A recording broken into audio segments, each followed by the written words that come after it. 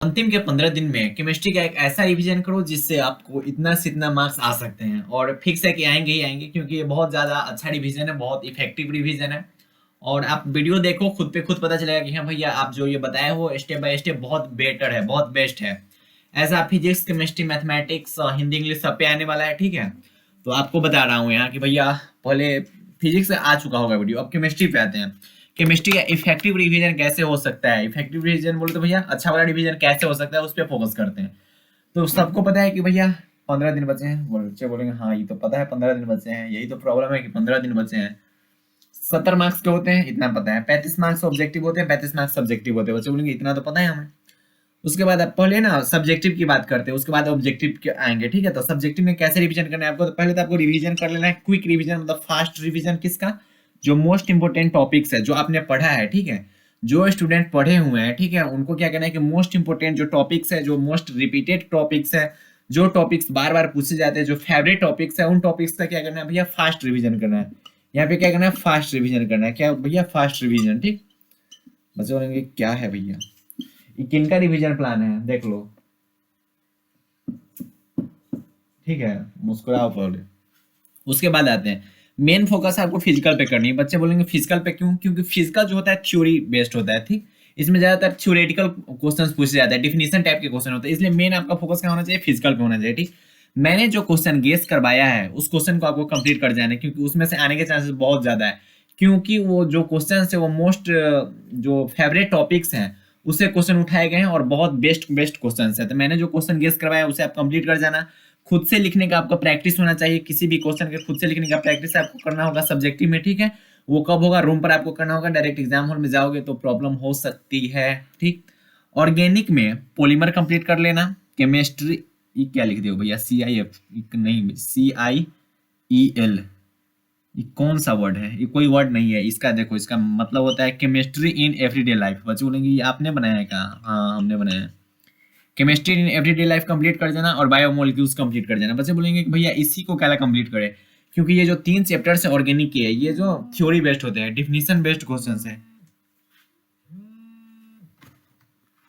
इसमें ज्यादातर डिफिनीशन वगैरह होते हैं। तो आपको इस पे फोकस करनी है, ठीक। उसके बाद आपको न्यूमेरिकल से दूर रहना है। न्यूमेरिकल बोले तो भैया जो आते हैं ना क्वेश्चन सॉल्व करने वाले, उससे कुछ दूर रहना है। दूर रहना है मतलब उस पर ज्यादा ध्यान नहीं देना है। जो स्टूडेंट पहले से पढ़ चुके हैं वो कर सकते हैं, और जो नहीं पढ़े हुए हैं वो थोड़ा न्यूमेरिकल से थोड़ा दूर रहना ज्यादा ना अंक का, ठीक। तो सब्जेक्टिव आपको ऐसे कंप्लीट करनी है। अब आते हैं ऑब्जेक्टिव पे। बच्चे बोलेंगे हाँ चलो अब आए पॉइंट पे। ऑब्जेक्टिव भी 35 मार्क्स के आते हैं, हाँ ठीक है। हाईलाइट गेस ऑब्जेक्टिव, जो नए स्टूडेंट होंगे उनको समझ नहीं आ रहा होगा ये क्या बोल रहे हैं।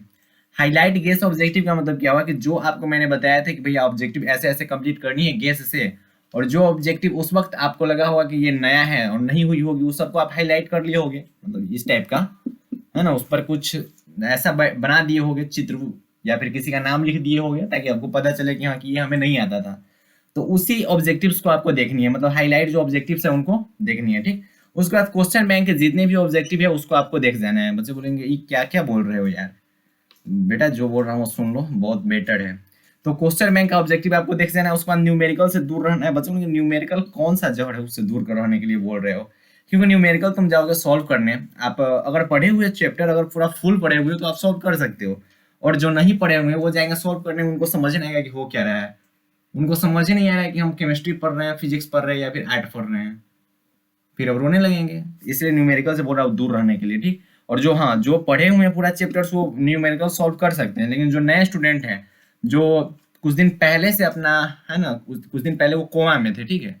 अब कोमा से बाहर आए हैं तो 2 महीने से वो तैयारी कर रहे हैं, तो उनके लिए ये है, ठीक है। तो वो न्यूमेरिकल से दूर रहे ना तो फिर से कोमा में जा सकते हैं।